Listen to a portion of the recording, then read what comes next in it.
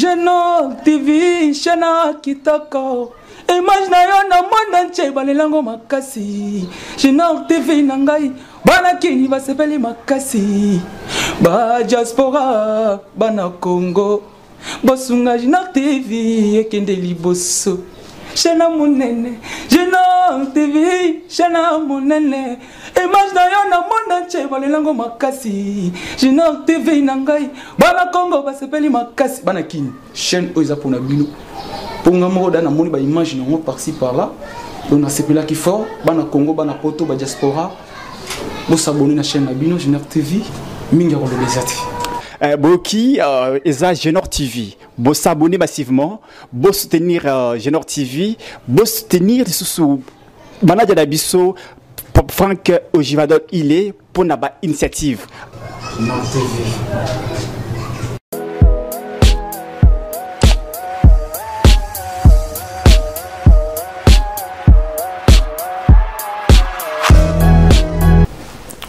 Vous qui êtes déjà connectés à notre chaîne, qui êtes en train de suivre cette émission, ne nous quittez pas parce que nous avons beaucoup de choses que nous allons aborder dans cette émission ici. Je crois vous allez connaître l'invité du jour. C'est quelqu'un qui maîtrise très bien les réalités du Kassai central. Parce que l'émission d'aujourd'hui sera focalisée au Kassai central. Nous allons aborder pas mal de questions qui défrayent la chronique au niveau provincial. Je crois qu'il est mieux placé pour pouvoir épiloguer là-dessus. Il s'agit d'Esteve Mutombo de la société civile. Avec lui, nous allons aborder beaucoup de questions. Je vous demanderai de ne pas nous quitter. Vous me posez beaucoup de questions. Et c'est le moment maintenant de les aborder. Je crois qu'il est avec moi. Si vous avez aussi des questions, priez de nous les envoyer, même par message, par texto. Vous avez notre numéro. Comme ça, nous allons profiter pour les soulever ici au courant de cette émission. Je ne veux pas que vous me tracassiez à côté. Merci beaucoup, Steve Mutombo. Bonjour. Bonjour, Papa Franck. Nous sommes sur le plateau de Genor TV. Comment vous avez trouvé notre cadre? Non, j'ai aimé l'emplacement, la technicité. Je peux d'une manière généralisée pour dire que j'ai aimé les tout. Merci beaucoup. Vous avez aimé les tout. Vous avez aimé nos caméramens, journalistes, tout ça, nos matériels et notre cadre. Oui. D'accord. Merci beaucoup. Avec vous, nous allons aborder 4 questions. Mais avant de les aborder, je veux qu'on aborde d'abord la question de la loi Tchani. Session il y a mois de mars, va clôturer en le 15 juin. Tout comme ça qui loi Tchani va traiter au cours de la session, mais à notre grande surprise, session et c'est là qui le 15 il y a juin. Les lots les 20. Je ne sais pas. Lecture nini oyozo sala. Au regard, il y a entente, il y a peuple congolais, émission et salemaki, ba soutenaki, Noël Tchani akendeki, Kalatea wazaki na de bonhomme, na quartier moko ya Matete, ya commune Matete, liboso ba notable ya commune wana ba bengaki, aki ko discuter, ko expliquer bango quintessence. Il y a un projet de loi naï. Parce qu'il y a une université, un peu partout, tout ça na unikin, tout ça là émission pour défendre un projet de loi il y a Noël Tchani. Et à notre grande surprise, bah clôturer session, la loi, le projet n'a pas été traité dans la session il y a mois de mars. Quelle est votre lecture? Merci beaucoup, Papa Franck. Moi-même, je suis étonné aussi comme vous de voir que cette loi, que 85% des Congolais, Bazalaki au Zélango, 85%. On attendait ça, tout le monde aimait. Je suis parmi les gens qui soutenaient et puis qui continuent même à soutenir cette loi-là, cette proposition, parce que ce n'est pas encore loi. Ce n'est pas une loi, c'est une proposition. Voilà. Mais il faut aussi se demander pourquoi ce n'était pas traité. alors que c'était aligné. Déjà aligné? Oui. Bon, si c'était déjà aligné, ça signifie que on allait traiter. Ben, vu peut-être l'inopportunité. Parce que on dit c'est important, mais peut-être ça ne peut pas être opportun. Voilà. Pourquoi on voit c'est à eux, surtout ceux-là qui dirigent le pays, de penser si c'est normal qu'on pouvait traiter ça au moment où nous allons déjà directement aux élections. N'est-ce pas que ça allait créer des troubles, des fois pour donner des raisons aux ennemis du pays, aux adversaires, parce que eux qui sont à la tête de la République connaissent beaucoup de choses que nous. Peut-être vote de cette loi, soit le traitement de cette loi, pendant ce temps-là, il devait peut-être y avoir des choses qui n'allaient pas aider la République démocratique du Congo à aller tranquillement aux élections. Alors ils ont jugé bon de reporter. Moi je trouve que ce n'est pas encore fini. Parce que nous restons avec une session. Il nous reste une dernière session. Peut-être c'est pendant cette dernière session-là. Mais c'est toujours avant les élections. Oui, c'est toujours avant les élections. Et si ça passe, je ne sais pas, je ne suis pas sûr que si l'Assemblée vote, le Sénat va tarder pour accepter et aussi les termes. Oui, envoyer chez le président. Et puis si ça arrive chez le président, il y a une durée qu'on donne. Si cette durée passe, que le président n'a pas promulgué, automatiquement la loi entre en vigueur. La loi entre en vigueur. Mais je ne suis pas sûr que si c'est voté, ça va traîner. Bon, je pense d'ailleurs, cette loi-là, les gens se focalisent toujours sur la congolité. Ça ne porte même pas sur la congolité. C'est une proposition de loi qui a beaucoup de choses là-dedans. Ce que nous pouvons demander aux députés, c'est de ne plus oublier ça. Peut-être ils ont reporté, mais qu'ils puissent faire de façon à ce que dès que la session, dès qu'ils vont reprendre, que ça soit la première matière à traiter. Voilà. D'accord, donc que ça soit la première matière à traiter pendant la session du mois de septembre. Ça, c'est votre recommandation. Merci beaucoup. Maintenant, nous allons aborder notre première question sur la litanie que j'ai ici, qui est relative aux travaux du gouvernement central au niveau de la province du Kasaï central. Congolais, précisément, il y a Kasaï central, bazo comprendre te. Misala nini o eza ko relever na compétence, il y a gouvernement provincial, na oyo eza ko relever na compétence, il y a gouvernement central. Il y a du Meli-Melo. Tantôt, Oyo, il y a gouvernement provincial. Tantôt, il y a gouvernement central. Nini o il y a gouvernement central. Nini o il y a gouvernement provincial. Pour il faut to yeba. Parce que les Congolais, ils que Félix a salé les Congolais, les Congolais à Kananga, précisément, il y a Kassai central. Bazo kanisa que Félix a salé les bango et l'autre côté depuis qu'il est au pouvoir. Bazo attaqué, non, il nous a oublié, toponaye à 98%, que les Kaba province moussous. Et les lots, Félix a salé biso et l'autre côté. Il y a un autre côté comme pousse dans la élection, toujours aborder question oyo, naba acteur politique, ba figure de prou au tozo yamba. Na niveau local, ba me ko expliquer biso, toyeba, est-ce que Félix a réalisé quelques travaux na Kassai central et ce qui est Zali. Botangue la biso yango, comme ça, la population, ça l'a éclairé. Sinon, bah, autorité provinciale, bah, quand on a nyonso na o ya gouvernement central nyonso, bah, tiango na actif na bango. Voilà, donc, mais qu'un peu qu'on expliquer bah, kanangé, bah, centre kassaïen, c'est que le gouvernement a fait ici, ce qui ne relève pas de la compétence du gouvernement provincial. Merci beaucoup pour la question. Merci.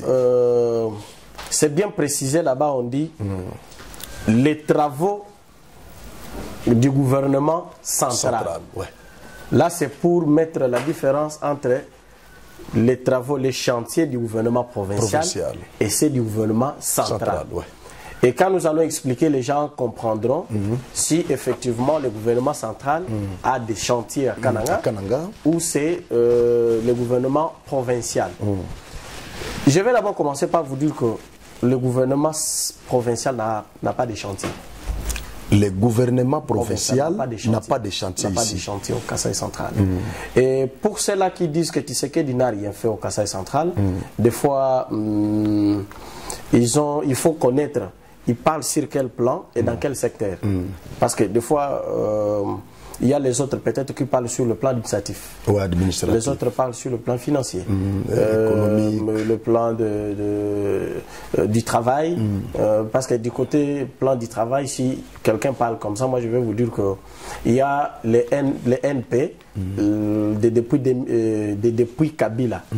Il y a des services de l'État créés depuis Kabila qui jusqu'à aujourd'hui ne sont pas payés. Alors que le régime avait connu un changement, nous avons un nouveau président et ces gens-là avaient voté pour Félix de façon que leur situation de vie change. Ce sont des responsables et jusqu'à aujourd'hui, ces gens-là ne sont pas payés. Je peux vous citer entre autres le service qui est chargé de la protection des biens culturels en cas de conflit armé SSN. C'est un service créé depuis longtemps et les animateurs ont été nommés, ça fait longtemps aujourd'hui. Ce sont des pères, des responsables de familles. Jusqu'à aujourd'hui, ces gens-là ne sont pas payés. Alors que lors de la nomination... Je reçois beaucoup d'appels, beaucoup de messages de ces gens-là. Alors que lors de leur nomination, beaucoup d'entre eux avaient même perdu leur premier job. Donc ce qu'ils avaient comme activité, de fois l'autre on apprend qu'il est nommé tel, il est chassé, lui, avec toute joie il dit je pars parce que j'ai déjà un nouveau travail. Mais calculez que depuis 2017 que le service avait été créé, ils ont été nommés comme des animateurs, jusqu'à aujourd'hui ils ne sont pas payés. Alors des catégories de personnes comme ça, s'ils disent que Félix ne fait rien, il faut leur comprendre. Ça c'est vrai. Mais par rapport aux infrastructures, si nous disons que Félix n'a rien fait, ça c'est être reconnaissant. Félix a fait. Félix a commencé par faire d'abord le projet Tilégelou, que nous ne voyons pas de réalisation ici, mais l'argent était sorti. C'était par la bonne volonté de Félix Tshisekedi. C'était nous-mêmes, fils du Kasaï, qui n'ont pas accompagné cette réalisation. Et l'argent était parti où? Quand on a parlé de détournement, on a parlé des gens, on a cité le nom des enfants du Kasaï central. Voilà. Alors que c'était eux qui allaient profiter, prendre ça pour que ça se concrétise. Et des fois, on allait voir Félix Tshisekedi comme celui qui a donné le temps et le fils du Kasaï comme les accompagnateurs. Mais lui a donné le temps, le fils du Kasaï et le fils se sont transformés en consommateurs. Donc ils ont détourné, voilà ce qui est arrivé aujourd'hui. Et il y a aussi le projet... il y avait 100 jours, il y a Tilégelou, et aujourd'hui, vous voyez, par sa bonne volonté, il y a quelques activités. Si aujourd'hui, le projet Tilégelou a connu des problèmes, c'est parce qu'il y a les fils du Kasaï central qui cherchent les intérêts, les opérations et le tour, les quotas. Donc vous avez gagné le marché chez nous, moi je gagne combien? Alors s'il trouve qu'il n'a pas sa part là-bas, il bloque. Le président a fait. Mais sauf que, pour un peu donner des raisons, soit le sens à ceux qui disent qu'il n'a rien fait, je vais faire quelques remarques au président de la République. Ceux qui ont papa, au pesaka mama biloko, il y a olambela bana. Et par après, au salaka suivi. Au yebisaki mama alambela bana musuni ngombe. Yo yeko kuta alambeli bana ndakala. Siko yo zolandela te. Lobby okorisko tikimbongo balambela bana wana balali nzala Baliete. Baoliate. Et okorisko tina bongo basombela bango sapato. Yo kuti basombeli bango lipapa. Donc ce qui peut maman constater que yo zalaka don ndengwana. Au pesaka $100, oye okuti à $10 au lobate. Maman on matela. C'est un exemple. Et c'est des mêmes choses qu'on reprochait au président Kabila, qu'il n'a pas de suivi. Manque de suivi. Manque de suivi. C'est ce qui caractérise notre président pour le moment. Parce que ça a biloko ebele. Atinda a débloqué mbongo ebele pour le développement ya Grand Kasaï.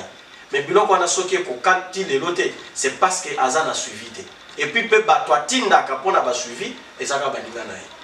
vieux Franck oyebi ndenge ozala na soki okomi président de la République ochanga conseiller noté effectivement tinanga nazala musika non effectivement tinanga kuna nazala musika na bando travailler quand même et si kama ko yo chelinga batu mususu siko bazo contrôler ngai effectivement soki ochenga directement et pas non ngana bando monde na batu mususu ouais musale bon et puis kozalaka tout moment quand j'arrive là-bas kombo nonde na ko banda siko ko manipuler na ngo batu c'est ça ce qui a trahi le président de la République là où il a envoyé les moyens et bateau atinda pour na suivi eza bato na ye soki bake kuna ba détourner mbongo et kaka ba ebisi président ba on a détourné de l'argent atali mutongo ni na détourner eza pire o bazaki ni na nani na diaspora yepe asalaka ele comme président de la République abenga bango nyonso non revenez rentrer chez vous pour construire la RDC siko tango bango ba yes c'est pour construire et là bien ya salaka siko lelo mabe nyonso ba conseiller na ye basalaka et là taille et parce que nous on ne le voit pas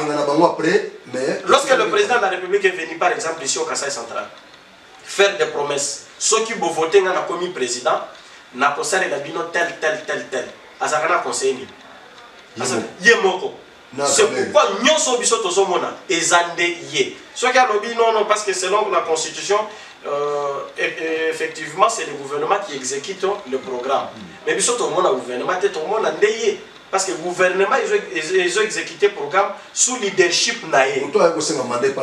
Et ça le président. Il y a un des sur les communes population parce que il y a peut-être un président qui était population à Kananga en 2018. Tu sais que dit où non, aïe baké grande partie ya batu. Bah comment déjà opposant. Langage est comment changer. Langage est comment changer. Si quoi comme kaka, le qu'on avait Franck Azalaka entouré na groupe moko balobaka bien ya Félix Tshisekedi. Si quoi azana tante ya ko s'occuper na makambo ezole kana mbazi. Zokande bao bazolo ba contre baza ebele par rapport ya bao ba entouré yo. Si quoi yo zalaka ta nyonso ko batuni yo zolo banini. Non non, le président de la République au Kasaï central on vous aime. Au Kasaï central on vous aime. Non. Quand on trouve que réalisation est à moins, soit au Ezo Salemana, tous on appelle donc à Malongate, Torio Kolobake Félix Azo Salate. Tala par exemple, Biloko Tozo Zela pas Félix. Otobana écoute Kozela, la deuxième mandat, la premier mandat pour le Kasaï central, il y avait trois choses. La route Kananga Kalamamouji, l'ouverture, désenclavement à Kasaï central. La route Kananga Kamouchi. La route Kananga Bujimai. Bon, shit, Siko, toya kokota na makambo ezota la mai. Biso tozakana maite. Na ucho yoka ke o gouverneur akenda yi na France pour na kokendo luka makambo mai. Est-ce que biso tozangi zini ya mai? Pour kendo luka na France. Ba français batika lo investir wapi. Et quand il quitte ici, ko gaspiller quand bon en province pour kendo kuna o kendo luka makambo mai. Nous connaissons que les problèmes que nous avons ici. Et la difficulté qu'a notre régie ici, et ça a un problème à côté là-bas, tuyau.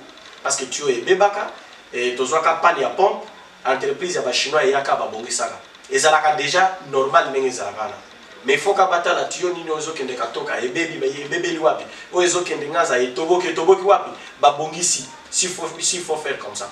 Mais exactement que nous nous voilà, bilo que tu vas d'accord là, et pas Félix Yangwana, courant paix. Pour la yoka qui a gouverné là, il y a lobby. Oh non, en attendant, chute 4 de locaux, les a musika, bah aussi la bino chute mbombo. Tomene banquet. Ah, tomene banquet. Qu'est-ce que le président de la République avait promis au Kasaï central, ou soit à l'espace Grand Kasaï, au Yekoki, na premier mandat.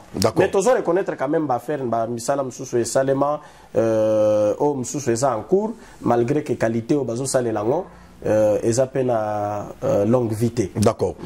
Otangi biloko misato, obagisi courant na mai. Mais attends, la population qui vraiment d'abord na banzela. Otangi tronso kananga kamwesh, kananga kalamambuji. Kananga Mbujimai. Ce na misato wana nini oyo eza même à 50%, 60% parce que mandat n'est pas dans nocilité. Et nous sommes pas ko salon kana mandat moko te. Na misato wana boye. Bakisa tana shit katende na mai. Beaucoup et combien tana 50% te nyoso. Atana 50% te. Te. Ce qui te lobby 50% na tozo kosa. Mais c'est là commis na 50% tozo. Mais quand moi je bazo salangot. Oui, quand moi je bazo sala, est-ce que c'est quand moi je seulement bon kalamambu je bazo salangot. Ah, bazo sala. Nani toa Toa. Ils ont toa déjà kuno bien. Mais nani une entreprise wana parce que musala ya kalamambuji eza na fond ya gouvernement central. Ministre atala ka misala nyonso wana ayebi toa te. Il y a infrastructure. Alexis Guizaro. Ndenge ni biso tokoki ko confirmer que misala kana mambuje salemaka. Donc ministre wana Alexis Guizaro mais yemoko ayebi entreprise ote ayeba kangote même na conseil des ministres batikala pe ko citata kombo ya toate. Siko a biso to ya ko bakete toa sala kam sala. Non. Misala na selo yo toa e utawapi. Parce que batunyo so ba la fait maboko. Toa e utapi. Toa c'est l'affaire de John Ntumba, de reste mémoire que son âme repose en paix. John Kabeya qui est l'actuel gouverneur de la province. Na jifwa na o bandako sala misala ya mining na Lubumbashi ba juye pe bakotise kaka na biloko ndengwa na yaka kaka tokende. Expérience ya toa ya liboso eza na Kasai Central. C'est-à-dire ce n'est pas une firme connue. Wapi basala wapi. Et réalisateur ba projet osomona te tala kaka na Bangin o comprendre loko eza na. Bangin nyonso eza na eza esika. Eza biloko moko stage na bango ba yo salela.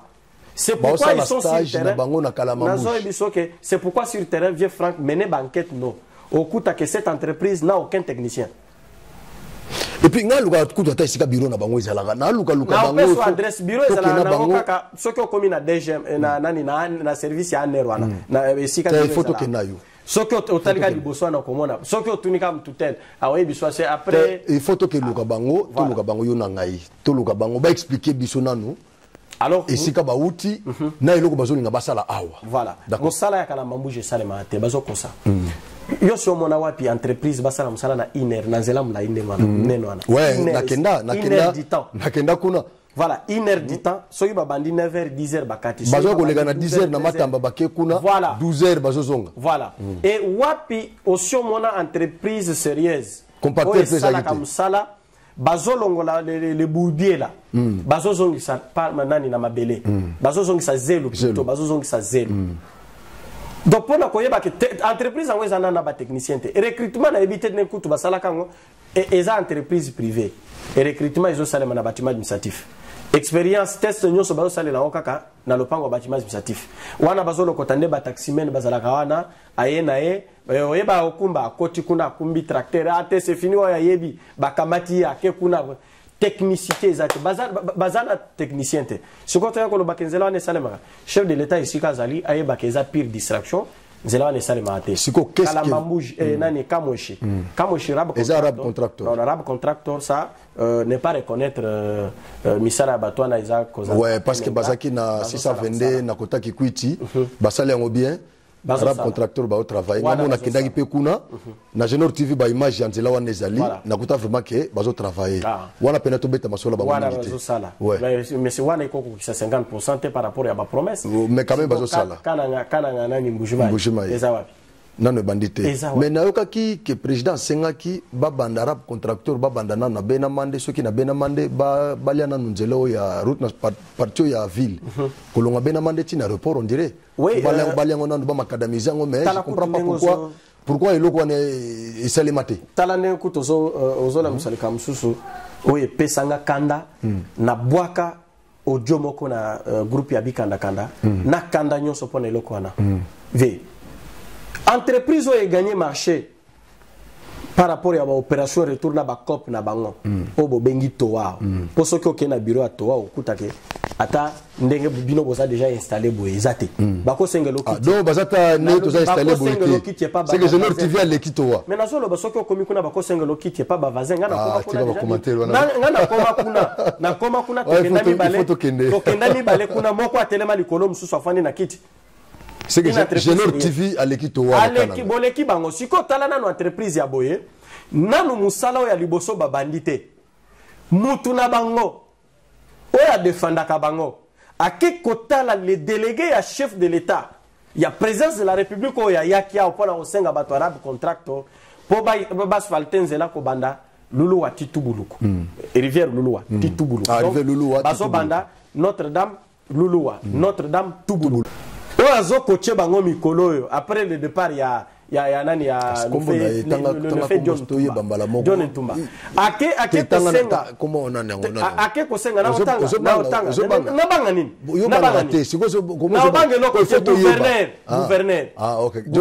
gouverneur de province alongwe ake kotala délégué wa yakia ake kosenga ye par canal na ye bapesa toa musala ya nzela ko banda Notre-Dame titubuluku parce que affaire yango ezaki ya 15 millions de dollars mais on a tuni mais musala na eza kutu eza mbongo ya nani ya banque mondiale eza mbongo ya nani Union européenne siko chef de l'état bon vu que tozokende déjà na ba élection et puis yepe atali par rapport à ba promesse na il faut ba le cas déjà ville ya kananga ba bando sala ila misala na bangwana au delà mais entreprise yo zolo boana ils ont concerné par na RNE. Oui, na national numéro 1. Ils ont biloko ya batu ya ba nani ba égyptien de ba gagner ba marché na bango. National numéro 1 ils ont insisté ne pa pesa toa misala wana salisa. Tango na zolo ba oyo bazobo makasai central. Ezaka ba oyo population a pesa confiance pa zolo ba te oyo nde akosala la biso. Nde azobo mamboko c'est le gouverneur ne muto asenga ki na chef de l'état akenda ki na chef de l'état te na envoyé au ya délégué ya message voilà asengiye olié arabe contractor basa la tronçon oyo voilà toa zo marché tandis que banda toa yawa asala azo sala loko ata mote compacteur kutu oto ya compacteur oto eza sur 3 places eza 3 eza 3 sur 4 voilà et oto ya mais ata kutu ne bazana ba problème ya ba carburant na carburant oh nzambe na ngai na carburant mais batu bazo ko sala musala du matin jusqu'au le soir te problème ezani problème ezani siko tala ba ndengwana Félix azolinga makambo avancé mais oyo azo bloquer nani aza censé aider Félix makambo na ye et continuer ndenge nini siko population et ko sentir visibilité à Félix. Koutune nazo kake azo ya bon habité soki to ko aborder. Ouais, to ko aborder question na c'est-à-dire bref misala ya chef de l'état ya gouvernement central à Awa. Non, gouvernement provincial. Bazata na projet moko ba initié Awate. Exact. Gouvernement depuis que John Kabeya est au pouvoir. Azata na souvenir moko oya kotikela bakanangete. Souvenir les années. Souvenir baba oya pesa kina ba école awa eza souvenir te boko tana ba lampadaire oyo ba tiena balabala banzela oyo combattre pe insécurité nazo bandana na ba ngo bozo ni mangote nazo bandana na baba et puis ça la kanga soni na somo pe koyoka ke on a écrit sur le banc les dons du gouvernement provincial. Vieux Franck, est-ce que papa Asia Sala déjà donne à Bana? Pratiquement possible au regard du contrat social au Tozana on a bango bako sala biso donc. Voilà. Nous sommes des partenaires. Bazar redevable pas na biso. Bazar redevable. Mais ba commis don du gouvernement provincial. Don du gouvernement provincial et bimina foni. Un peuple éveillé ne peut pas même accepter ça. Ba kekuna na bato ba taximen na habité bon je sais pas aussi si cette association là je vais me référer à leur président si comment il fonctionne parce que normalement il faut liboso wa izala pour la cause ba taximen kokoti sabango na zela il faut aller voir leur chef AP Sandé des athées ko banda ko ramasser par-ci par-là bozu ba on va accompagner bino ke beaucoup ko sala don ya baban un gouverneur de province qui fait les dons dans sa propre juridiction et sa propre population. Et ça l'a raté, papa, ça l'a don et pas non. Mais et l'autre paye à ma baie, Zanine. Bawana, ba fabricant, on a 5 000 francs, il y a ba parents, ou ba banda qui peut escroquer. Oh, il y a arrêt, ce qu'il faut payer, ce qu'il faut. Mais biloko on a ya fond, il y a promotion. Donc, fond, on a, baba, on a qui a fond, il y a gouvernement provincial. Mais ça 5 000, c'est ça 5 000, il y a ba 5 000, on a. 5 000 nde salaga baba. Tango bakata likambo ko sala nani ya ko senga ba 5 000. Via yo so yoka déjà que ba pesa baba musu. Ah oui, na yoka appel suma kambo na te. Wapi? Izaka ka baba o ba pesa. Na suma kambo na te. Tango bakata ko zo 5 000. Makambo distribution ya baba. C'est vous avez na dotation à gouvernement te. Ezalaka gouvernement te ezalaki 5 000 ya ba parents.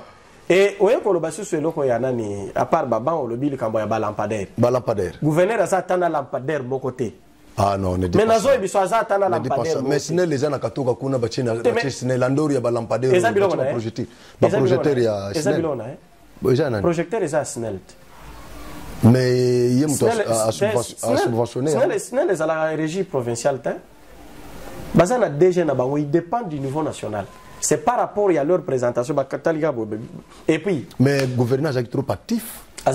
Dans l'installation, il y a un projecteur, il y a SNEL.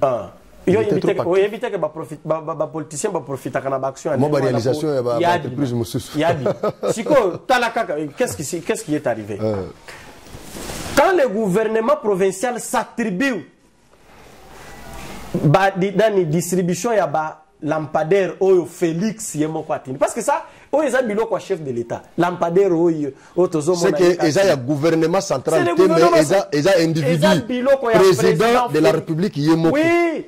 Par rapport à la promesse, en attendant la réalisation, quand même, tu peux lutter contre l'insécurité. Tout ça, les bureaux. Donc,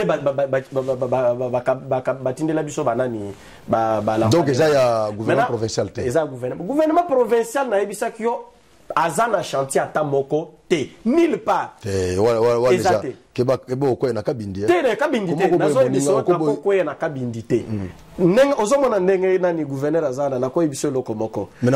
la fois passée, Nanganza, forage d'eau, na Robank. Na représentation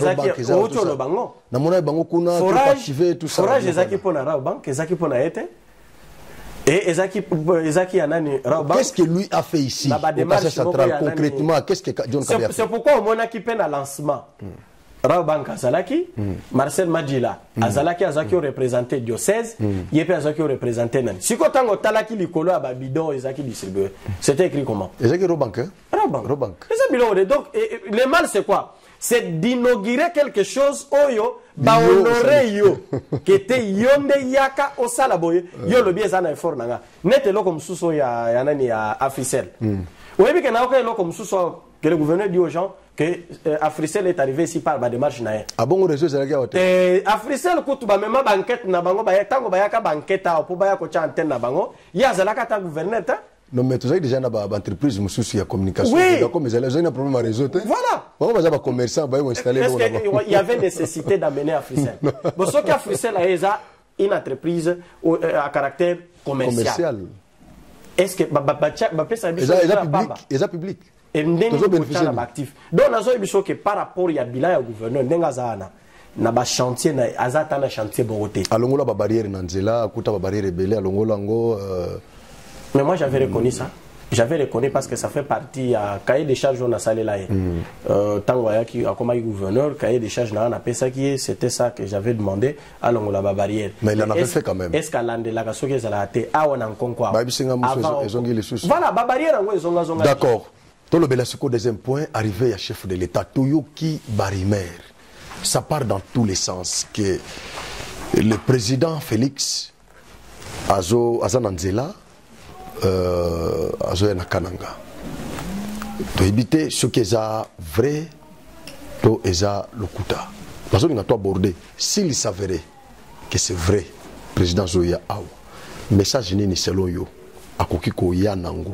Akoki koya nango awa selon yo s'il s'avérait kazoya à quoi il a vu son message nini au regard il y a nyoso yo utiko évoqué awa ce qui président yi azoya ko inaugurer projet moko awa déjà fait prêt ou bien azoya na message moko ya réconfort promesse azoya pona ko landela bato ba détournaki ayoka ye moko kolela ya ba centre kassayen azoya message na ko ya nango vraiment selon yo.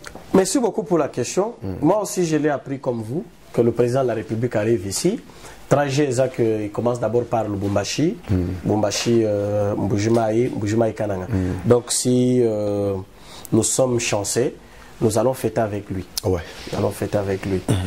La question que je me pose, même moi aussi, les gens même se posent de savoir qu'est-ce que le chef de l'État vient faire. Bon, parce qu'on ne l'interdit pas de circuler. Ouais, c'est son pays, et nous sommes son peuple. Il est libre de circuler partout. Il peut dire aujourd'hui, je parle pas. Mais par rapport à la réalisation, n'est-ce pas que peut-être le chef de l'État, Zoya Kakapona, comme il y a sous n'y a pas mal. Non, comme ça sont des autres oui, papa. Mais ba combattre yet. Ba combattre pour par rapport à misala na yo ya le baki basala initié par lui-même. réalisation moko exact nanu silité mais akoko ya poya ko landelango pourquoi est salamité qui est impliqué là-bas qui a bouffé de l'argent alors pour le faire il faut arriver sur place. Oui, après, mais détournement le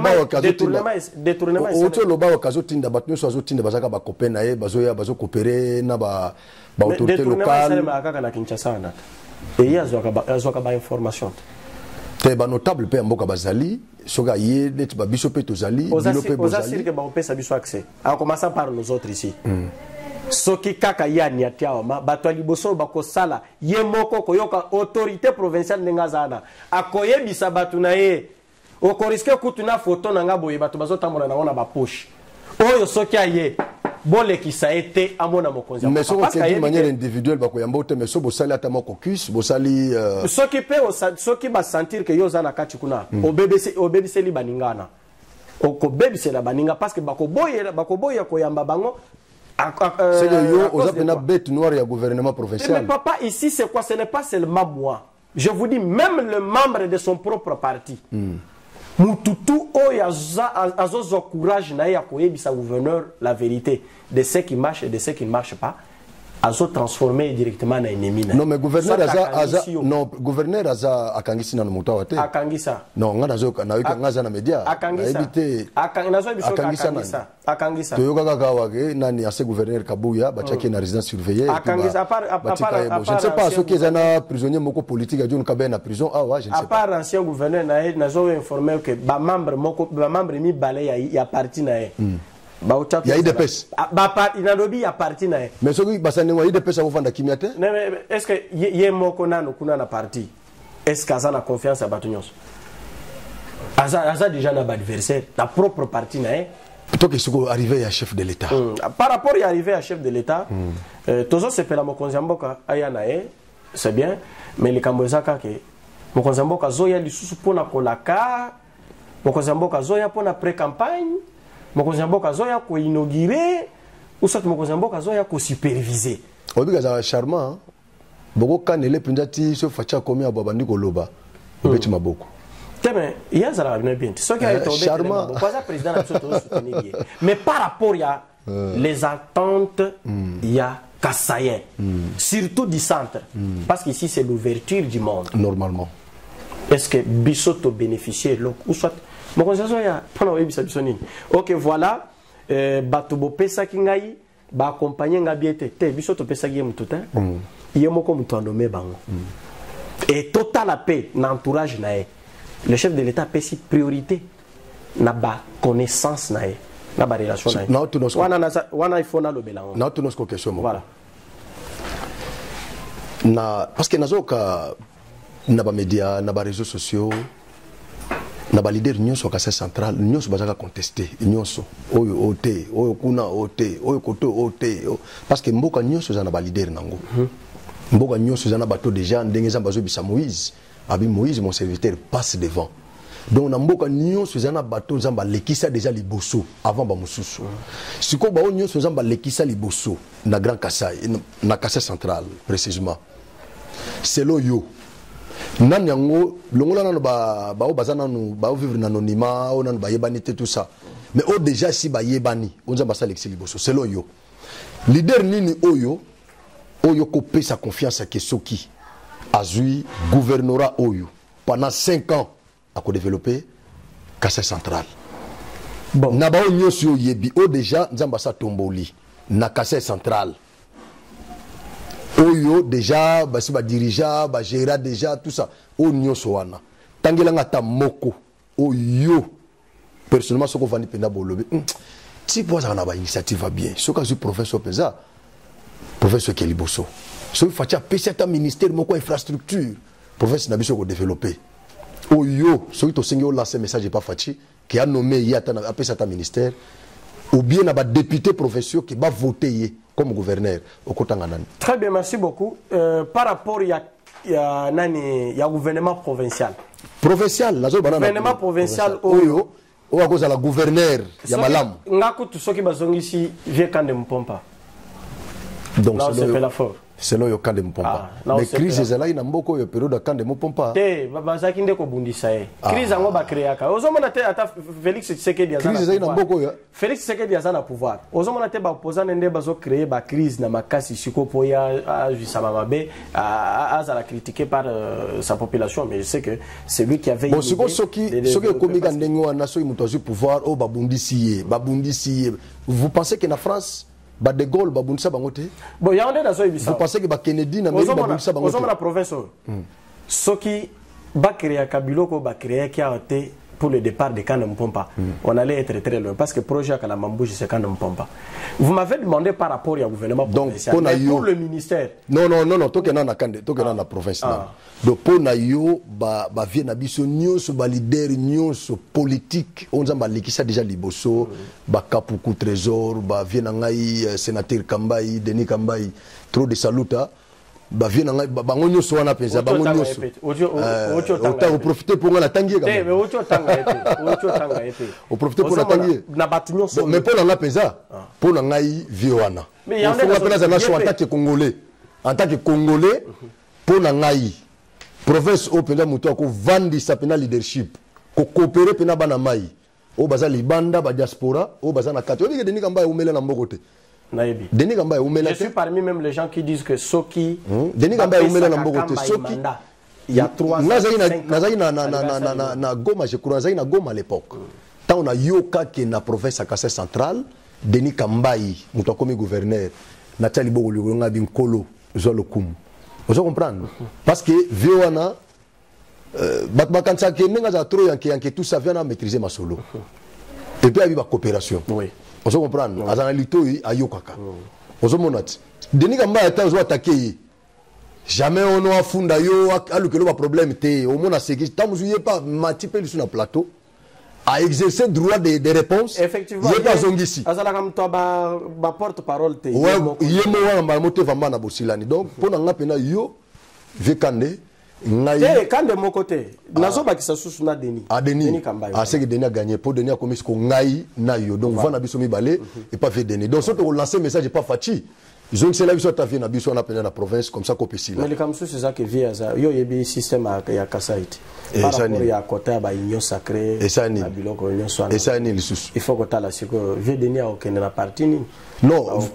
Non, mais vieux Denis, na salle émission na vieux Denis na tuna inga bife mais élection zoya ozana pepper d'habiter pepper déjà pour na lukela bana matembele banini poso na longwe et okoma ono so okei il faut tika mandat ba biloko ndenge wana ozomona mais ba élection déjà ndenge zo kende boye via prometanga que non akosa la pe parti na ye akosa la pe parti na ye so ka salia on va soutenir ah matangai na chepo to si ça fait rango lokola to po to na ki susu mais côté ba ministère parce que Félix Tshisekedi a besoin de gens pour ça na bateau ba kuki ko aider si au gouvernement provincial batunet ba vie kande batunet ba Denis Kamba wana bazokoka parce que biso tozaki on pensait que voilà toqué à niveau il y a gouvernement voilà nous sommes parmi les gens qui pensaient que si le président est délit de peste et le gouverneur de province délit de peste biloko va changer les autres on s'est trompé parce qu'à l'époque je suis parmi les gens qui soutenaient même dans des émissions na kena na futa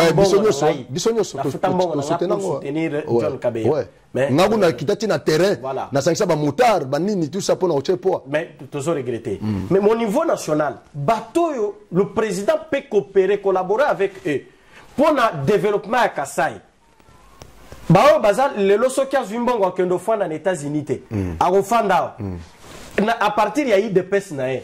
Nazo citer kombo ya madame Madia non? Nazo citer kombo ya madame Madia.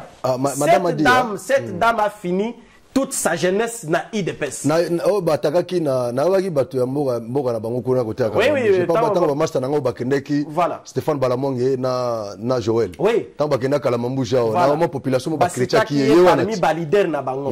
Ba sita qui est parmi ba leader na. Mais azata na parcelle de pouvoir te on dirait. Nazo ebiso ke na ebité mabeni ni mama wana sala po mokonzi mboka achaye na sac abwaka na mai.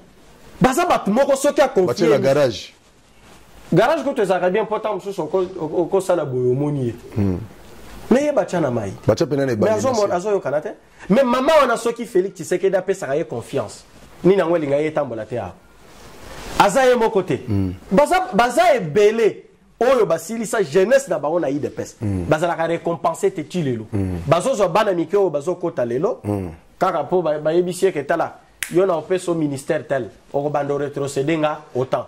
Yo na osala boye bacha na bacha DG ya tel entreprise. Oko bando retrocéder autant. Ba o wana o baza na idéologie ya Tshisekedi le père. O bakoki kwede Félix Makambo etambo na Kasai central atala ka bango te. Ba komo na bango et tourna kata na ba décision na été. Ya onde ezo komi obundisa isiko. Ya onde tozo tuna siko mokonzi mboka. O pesa y confiance da ba master. O boyaki ko pesa confiance da ba natif. Bato bakoki kwede yo en permanence o cause à tout moment zu téléphone au bengier. Qu'est-ce que tu as fait? O biso toyebi pa na ye toyebi ke soki a salité biso to okende kuna. Ozu bango, obosana bango. Siko lelo yo anozoya, tozo mituna. Le président de la République arrive au Kasai central. Mais ils apprennent à inaugurer nini. Ils apprennent à visiter nini. Ou soit ils apprennent à inaugurer l'école ya côté à Nganza. Au Basari na Batouakanya Makasese. On a service national. Voilà, ou soit ils apprennent à inaugurer wana. Donc bilo kwa nezobeli sabiso mutu, ezo sala mutema pasi, on se demande il arrive, mais c'est pourquoi. Mais on l'interdit pas. Ouais, c'est chez lui. Mais tozo senga quand même, soki azolanda biso, ou soit soki protocole na bazolanda biso, soki mokonzi mboka. Ya kolanda biso. Soki mokonzi mboka komiawa. Ba atuna, ba memelaye ba vrai informateur. Bato bazana information à Kasai central, o bakoki kwede yepo na peu de mois et tikaloyo azwa discours à sa sortir à ta moment. Il y a qu'à tenir na élection. Pour ceux qui kakatiki bato ba etufa kabamsuswana ba etufer vérité ezate ha akoya kakaboy atelemi akomi obeta masolo biso kaka de bras croisés tozotala eloko malonga pe et ozalate.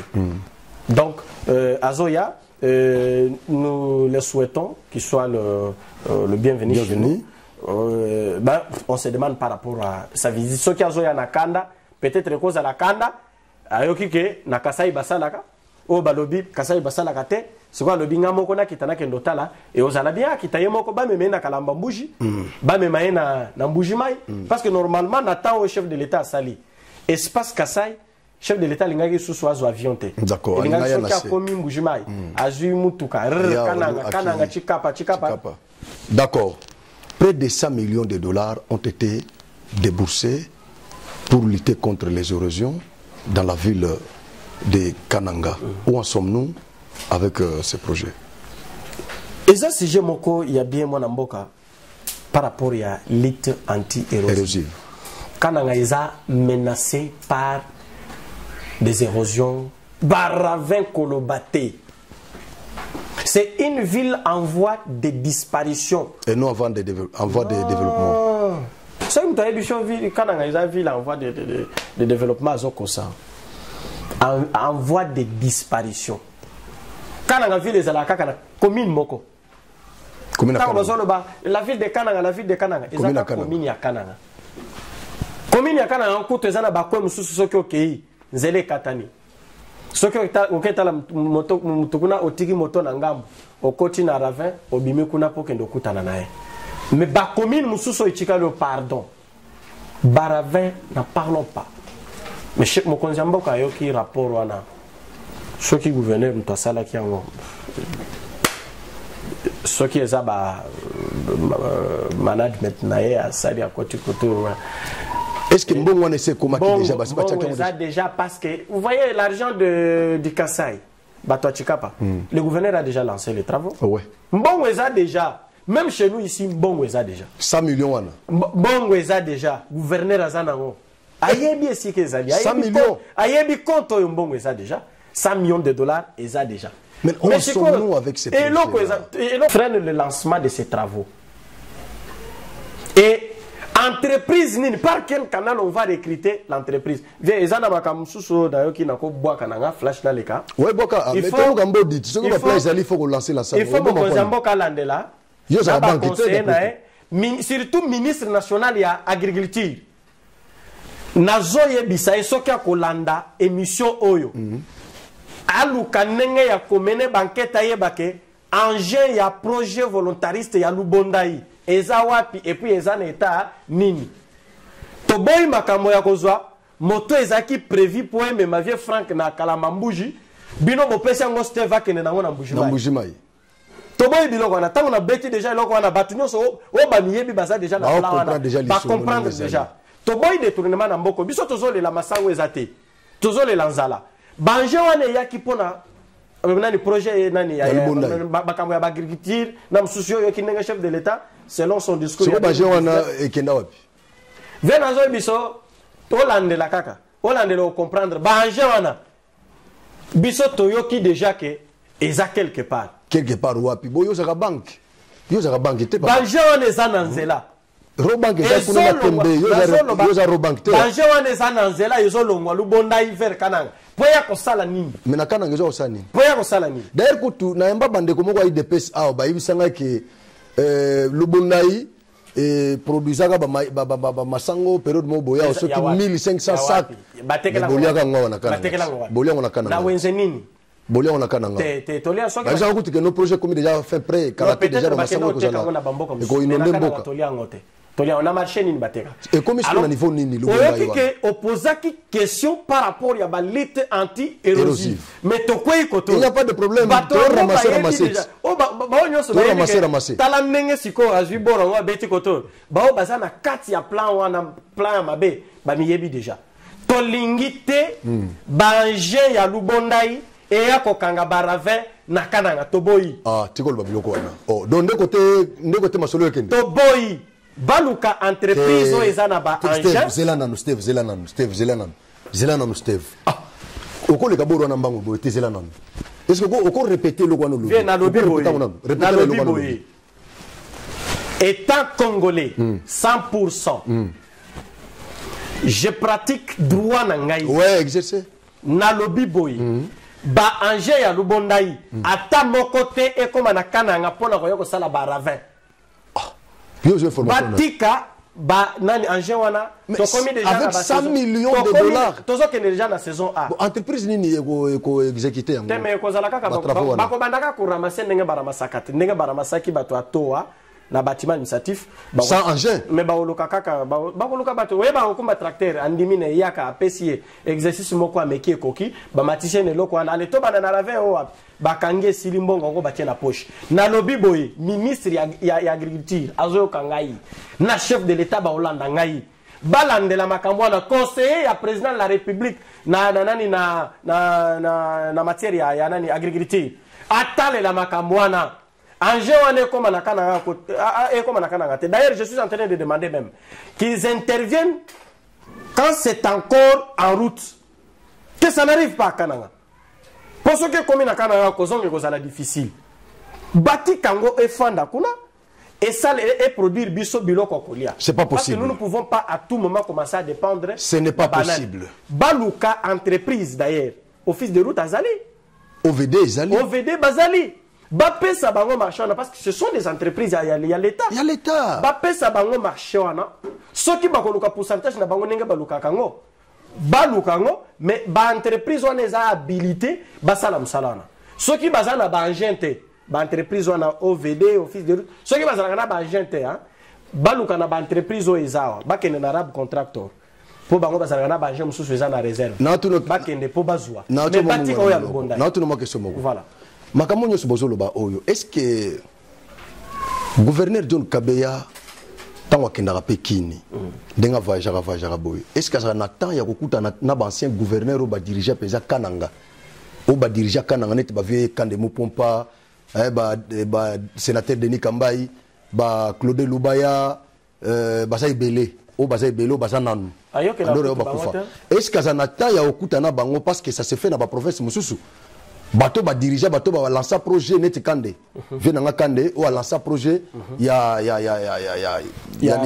Kalamambuji Kapuku non Kapuku nde mutu azaki Kapuku nde mutu azaki avant Kande oui Kapuku a lancé yango Kanda ya exécuté après ve nani Denis Kambai ayeko ya babongisi sunjela na tout ça ba sucré mata ekitaki na mboko yo ba sucré comment qui ya ba canette kitaki bon est-ce que reste bandako melango na 400 francs voilà est-ce que actuel gouverneur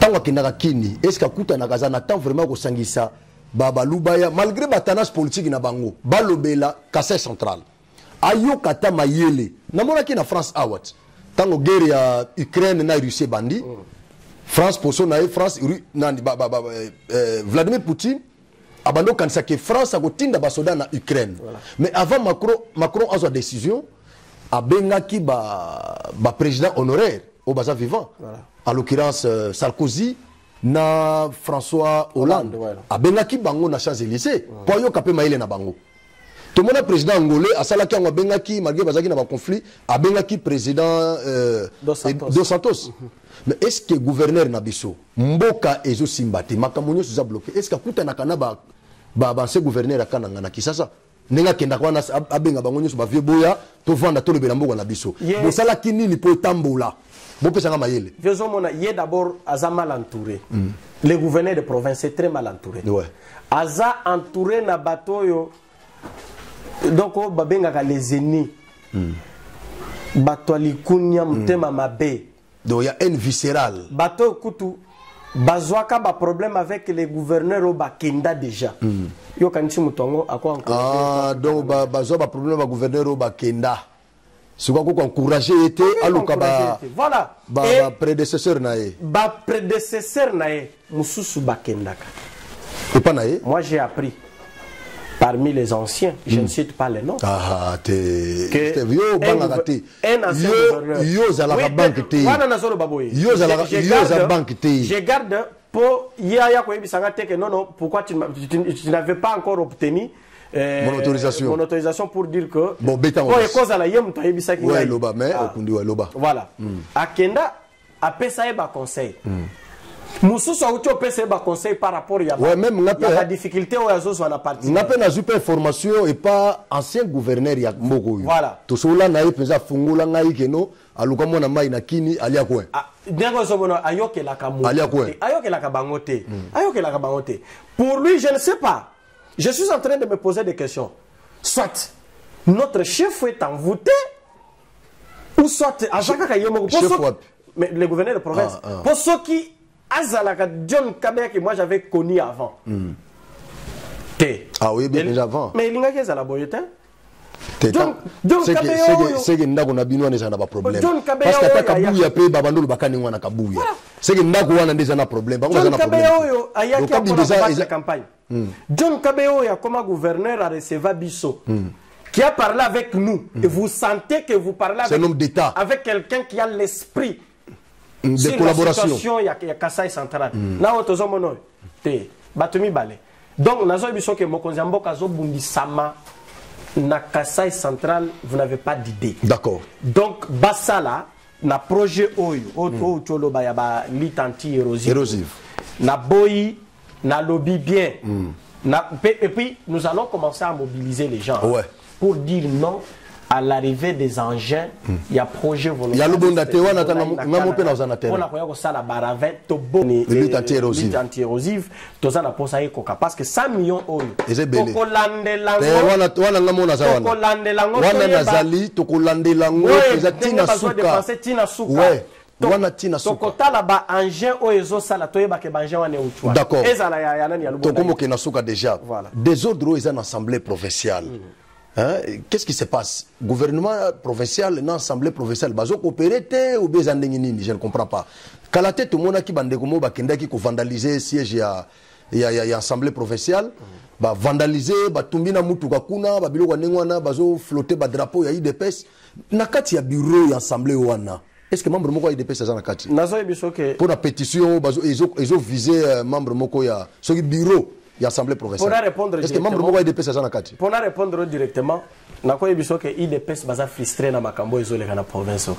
IDPS n'était pas concerné. Bato yozo mona kuna na assemblée wana na ba effigie IDPS. Eza moi un groupe moko ya bato baza instrumentalisé parce que GO ya assemblée bureau ya assemblée provinciale wana. Hein? Bureau ya assemblée provinciale wana nde ezo monter bureau wana bango moko. Bureau ya assemblée provinciale. Bango moko ne basala ki montage na bango wana. Il y a des bails ko agresser bango. Kutu lelo nde ti lelo boy. Bango nde baso continuer. Balobi baza agresser. Te mais Ce sont tes comment tu peux te victimiser. Mais dans le bureau de membre de l'IDPS, il n'y a aucun membre de l'IDPS là-bas. Mais c'est ça la question qu'il faut se poser. On voit l'IDPS là-bas. L'IDPS était allé protéger qui? Et pourtant, vous demandez... Et quand vous demandez aux gens de l'IDPS, les responsables du parti, c'était l'INC qui était censé aller faire les désordres pour protéger les membres. Mais on voit l'IDPS qui n'est pas concerné. On reproche au bureau les détournements. Et puis c'est vrai, détourner bon. Détourner, oui. Affaire Ouanesogi à 100 et quelques millions, oui, déjà vrai. Et ça peine à Makambo Moussoussou, au bazolinga la contrôle parlementaire. Parce que l'exécutif Ouanaza, émanation na bango. Émanation na bango. Voilà, il faut ceux qui ont pessi d'un to uta que le baboye, papa pessimbo il faut landela. Il faut landela. Que basomi na no ba basomba di meka basombi combien. Il ne faut pas créer un déficit. Il y a un jour que Foufou est ici. Alors que tant ya kofuta pe et ko akite ba ola lisonzala. Bangonde ba pesi exécutif bidier. C'est exécutif faisant l'ingate contrôle. Bangonde ba voter, il faut pas contrôler. Si ko contrôle ngo baza étouffé. Parce que je suis parmi les gens au Balobaka, nos députés ici ne méritent pas les salaires. Pourquoi? Parce que basala msalate. Si ko s'occupe au pas na bango ba yebisio comment nous allons travailler parce que nous sommes étouffés. Vous êtes étouffé comment? C'est les bureaux qui bloquent le contrôle parlementaire. Parce que les bureaux travaillent en connivence avec le gouvernement. Bazape na ba contrat na bango. O ba signa. O ba signa o. Il y a autant de pouvoir, ba député nyoso ba initiateur ba motion, ba pesi bango ba ministère. Ba pesi bango ba ministère. Ba suppléant, deuxième suppléant ne ba ko tika. Yo ozomona est-ce que soki lelo ya za DG, ya DG kak. Soki azala kana assemblée. Gouverneur a salé les biloko zo salelo. Oyebi ke ba bloquer ki salaire na e. Ba bloquer ki salaire na e. Par décision ya exécutif provincial ba bloquer salaire. Mais soki azayi koto. Mais soki azayi koto c'est bon azala opona ba da manipuler yebi. Siko ya onde ba komi kuna basali et puis bato basolo bake botika ko citer que za gouverneur mutamonta ki biloko wana. Vieux Franck. Soki lelo désordre salemi na villa. Na moni ndeko yo. Hein? Ba technicien na biso na moni bango na ba désordre wana. Na olobani ngait po baza batuna ngai so c'est tout ça on a logo l'assemblée tomoni batuna e et puis na radio na tongo parce que émission go tozana ngo na tongo ba cellule de communication na e nde basalaki émission na tongo bazo mobiliser batu po bakendo sala désordre. J'ai suivi un intervenant qui appelle pour demander et pour dire que tango bino bozo beta masolo na kuna bangwana bazo kitana pétition. Moutumoko communicateur na moko. Alobi. Est-ce que pétition et visa membre du gouvernement? Voilà, nazo comme kuna balobi na chuluba baye ni mbaluma baye soki bazaba mbali bakende ba komone loko e comme la. Mais pétition donc ezaki quelque chose déjà prémédité. Et c'est ça la question. Biro tango yo kinengo na baye bisi batokete bazo bundisa nde chef de l'état balingi ba longola gouverneur.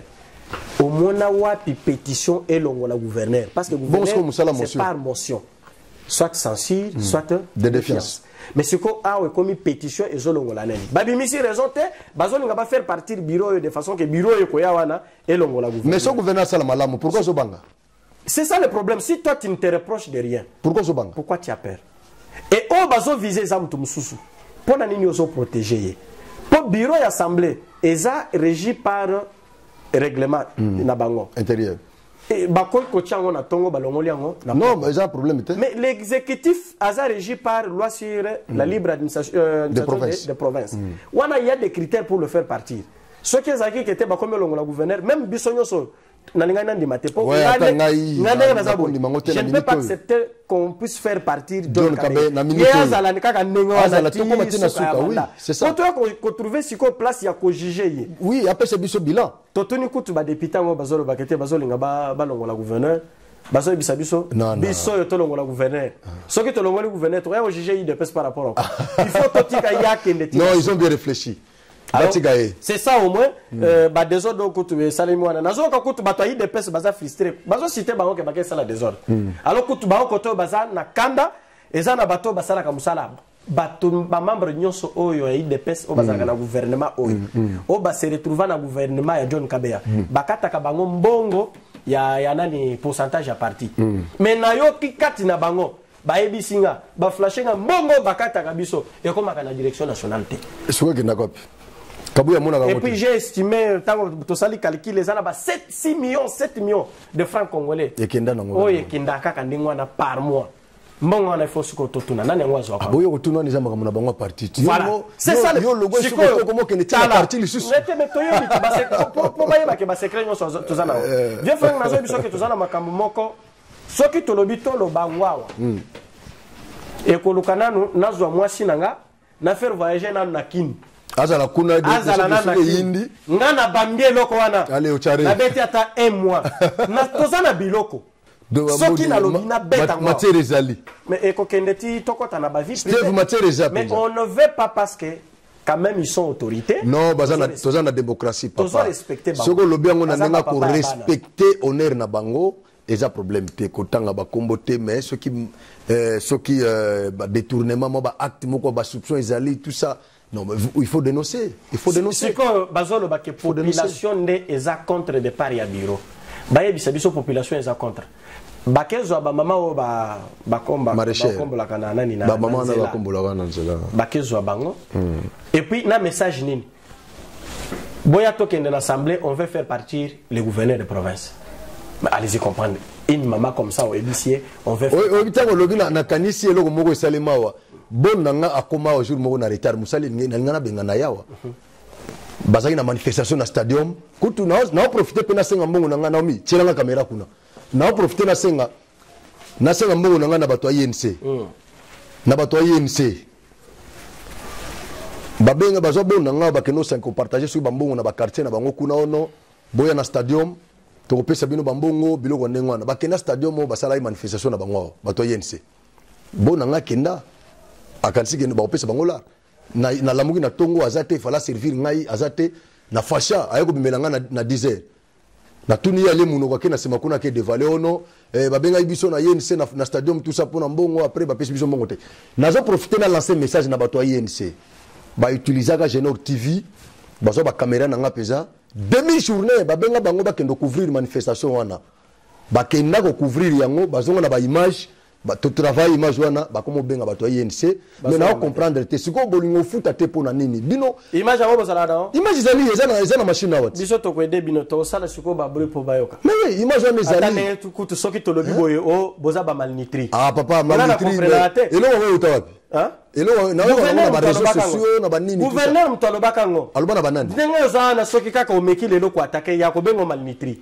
Ah, malnutri na biso to mesana na biso biso to mesana na biso ya nkutu ne ozomona vie ozomona ka tozo bunda poto za la forme na mono mo ventre banini tout ça poto za la forme de façon que lobby to lobby mususu baya aya ko finga nga malnutrité poto mesana na biso déjà non mais do baya komakawa afinga ka bato akana nga o na kuti bango ba condamné ba kamundele ozomona biloko ndengwana biso to komaka ndengwana aya biso to elo wana eza bien te c'est pas bien hein cher gouverneur c'est pas bien vous êtes notre gouverneur qu'on traite population de malnutris, ce n'est pas bien. Ce n'est pas bien.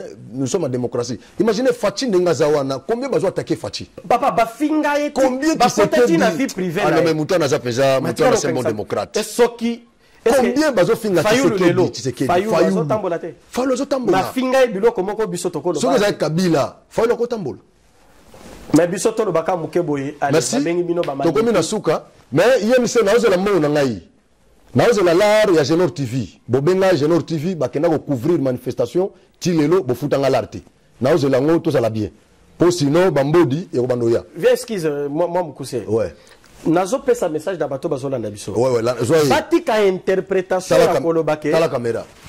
Betambodi. Nazo pesa eloko mo. Ouais, betango. Batika eloko ya kolobake tango biso tozolo be la province tozo sala ba reproche na ba dirigeant tozolo kamisala. Kutu ndenge bazawana na gouvernement provincial na bango. Ils ont quoi? Muto azana mbongo azate. Bayaka ebele bazalaka biso kutu tozalaka na mapango atakutu na totonga te totonga. Eza mapango na biso. Mais toyebi ke bango bayaka bazaki bato ko futela. Et puis bamsu babanda ko futela ta biso isika biso tozo futela te. Bazaki ko futela banda kwa mai. Toyebani. Bamsu to banda ko kabela bango ba 1000 francs ba 500. C'est kolobade ngwana. Donc eza boy. Ndenge bazana. Bato yo bafinga akete ake koloba ndengwana po bazo yena musala boye bake nga kutina zolo baboye nazaka na chômeur te naza agent ya l'état oya signa contrat à durée indéterminée tina ndenge na okufa naza posana musala te pona lo baboye lobia benganga aloba nazo chayo awo po akangisanga munoko jamais nazo lobelande province tozo lobelande vous en avez le droit. Et bati kabiso libre to lobela. Vous en avez le droit. Baolande mission. Baobalia kasima na bango. Bayebake biso tozalaka net bangote. Nga soki opesinga na otuno eza yani. Soki oyebisinga ke na kati na pesio pona corrompre yo na ozongi solo yango. Soki lobi transport nga moko kutu soki na yekotalo okomona nga likolo mo. Koloba boyete Frank la version nane na studio na e alobaki boyopo lobi gouverneur abenga e apese bo soki abenga na okendete. Po yekutu soki nenga za na soki okende ni foke na no yo. Mendenge ya za na soki koloba baide nyo so pesi awo okendo pesa ye. Nenga za na soki kaka benginga ataki tifoko za na bobangi pona ofanda. Po biso boye tu vois les procès d'intention. Mais tu as un mouton noir. Ouais, les procès d'intention. Pourquoi faire un essai quand on a moukaté soit ce qu'on a mouki? On a déjà en danger. Oui. Tiga kabe ko sala kabe c'est chrétien. Kabe ko sala nengwana te. Toujours attaquer na makambo ya nani ya gestion des républicains mais je ne crois pas que Kabea akoboma mutu, je ne crois pas que Kabea akokiko sala nyoswana. Mais quand même ceux qui ont commis chef aza capable. Ouais au moins ils ont commis chef. Voilà, to commis na suka. Merci beaucoup Steve Mutombo. En tout cas, na sentir que Masolo ezali, na sentir que Bambodi et ça je crois ezamba ya sukate tozala toujours parce que na sentir que Masolo aza vraiment na matière. Biloko ezali. Ouais, biloko bo sentir que non Steve aza na matière. Alors chaque fois ceux qui information moko ezali, oza ko des frais chroniques na province, na ko recourir pas parce que na sentir que matière ezali. Merci beaucoup. Batnit ba binone ba diaspora kanangese bazolela. Pour ba déranger nga force ko mutune tuyo so ba landi yo. En tout cas, c'est pas nos forts. Nazaka la Kassai centrale, les ans de patrimoine nanga. Ceux qui na défendre nango tena okende wapi. Nasir, docteur Chakampa, docteur Badibake, a osepela notre. Merci beaucoup. Parce que yé alanda rapena so ka sentir mutozana ba matière, ne mu kuna benga ga matière. So mutozana matière. Vraiment docteur Chakampa. Vraiment, merci Ndengo Honoré Bisso. Merci beaucoup. Abi Kassai central les années le pango. Ceux qui n'entretenir en côté, ceux qui n'a pas fini à éviter ceux qui banana ba otikala. Merci beaucoup. Merci. Toyamba qui pon abino Steve Mutombo. Avec lui, nous avons abordé beaucoup de questions. Bolandi en très bien, je crois, c'est pas la première fois. Napesi merci na bino nyonso, bo partager lien. Il y a émission, napesi merci na équipe technique, Oeza chapeauté na Naomi, na King. Napesi bino nyonso merci, bo partager lien massivement bandego nyonso Kassai central, faut bazwa yango, tozana na plateau ya Kananga, Tabala. Merci, tokutani malasima. Genok TV, Shana Kitoko. Image na yo na monde entier balelango makasi. Genok TV nangai bana kini basepeli makasi. Ba diaspora bana Congo. Bosunga Genok TV ekende liboso. Shana munene, Genok TV, Shana munene. Image na yo na monde entier balelango makasi. Genok TV nangai bana Congo basepeli makasi. Bana kini chaîne oza pona bino. Pour nous dans moni ba image non par-ci par-là. Donc na sepela qui fort, bana Congo, bana Poto, ba diaspora. Vous s'abonner na chaîne Bino Genok TV, mingi ko bezati. Boki eza Genok TV. Vous s'abonner massivement, vous soutenir Genok TV, vous soutenir sous Banadia Dabiso Frank Ojivadol il est pour na ba initiative. Genok TV.